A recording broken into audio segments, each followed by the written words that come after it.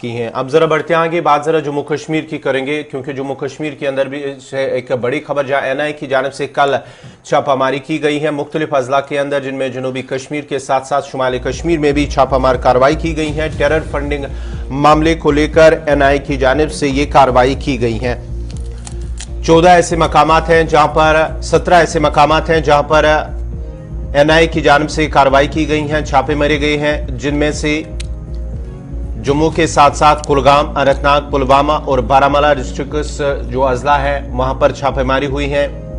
और उसके साथ साथ ही जब छापामारी हुई है तो उन लोगों से पूछताछ की गई है। पूछताछ के साथ साथ ही जब शाम देर गई फिर एनआई की जानिब से एक बयान जारी हुआ है, जिसमें कहा गया है कि जिन अफराद के घरों पर छापामारी हुई है वहां उनसे पूछताछ के साथ साथ मोबाइल फोन, सिम कार्ड्स और कुछ कागजात जो है, दस्तावेजात जो है वो जब्त किए गए हैं। और साथ ही साथ जम्मू से एक शख्स जो कुलगाम से हाल ही में जम्मू मुंतकिल हुआ है, किफायत अहमद इत्तू नामी एक शख्स, क्रिश्चियन कॉलोनी जो प्रेम नगर जम्मू के अंदर है वहां पर उससे गिरफ्तार किया गया, हिरासत में लिया गया है और पूछताछ उनसे की जा रही, क्योंकि हाल ही वो कुलगाम से जम्मू मुंतकिल हुआ है।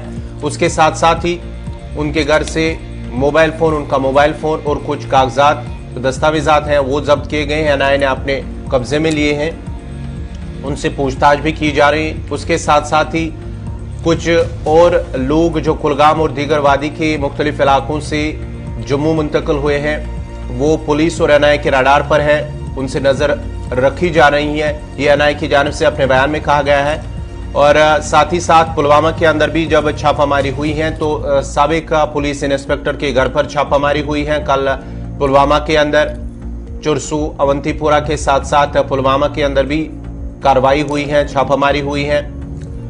और जो एनआई की जानिब से बयान जारी हुआ है उसमें यह भी कहा गया है कि कुछ लोगों की जानिब से, यानी कि कुछ भलाई वर्कर जो है उन पर नजर रखी जा रही है। और कुछ लोगों को जब हिरासत में लिया पूछताछ के लिए, कुछ सिम कार्ड्स बरामद हुए हैं, कुछ सिम कार्ड जब्त किए गए हैं, मोबाइल फोन जब्त किए गए हैं, उन्हें पूरी तरह से खंगाला जा रहा है। और इस पूरे मामले में तहकीकात की जा रही, क्योंकि उन्हें खबर मिली थी कि खासकर वादी कश्मीर के अंदर जो हिंदू मुस्लिम भाईचारा है उससे जख्म पहुंचाने की कोशिश की जा रही है और उससे जख्म पहुंचाने की कोशिश कर रहे हैं कुछ लोग। एक मंसूबा बना रहे हैं, जो अक़लियती फ़िरका से लोग हैं उन पर हमला करने का मंसूबा बनाया जा रहा है और उस मंसूबे को नाकाम बनाने के लिए इस तरह की कार्रवाई की गई है। उसके साथ साथ ही जो एलओसी ट्रेड है उस सिलसिले में पुलिस की जानिब से एक चार्जशीट जो है वो दाखिल की गई है। केस साल 2008 का भी है। बारामूला जिले के उड़ी और पूंछ के चिकंडा बाग इलाके के अंदर, चूंकि यहीं पर दोनों मेन सेंटर्स हैं, आर पार तिजारत होती है और तब से ये काम शुरू हुआ। नजर थी बहुत सारे इलाकों के अंदर और कहा गया कि एसओपी के मुताबिक जो पाकिस्तान से आने वाला सामान था या मसनूआत थी, दरामद करने का सिलसिला था, उसकी इजाजत दी गई। लेकिन उसके बाद से कई लोगों ने गैर कानूनी कार्रवाइयां की या सरगर्मियां अंजाम दी।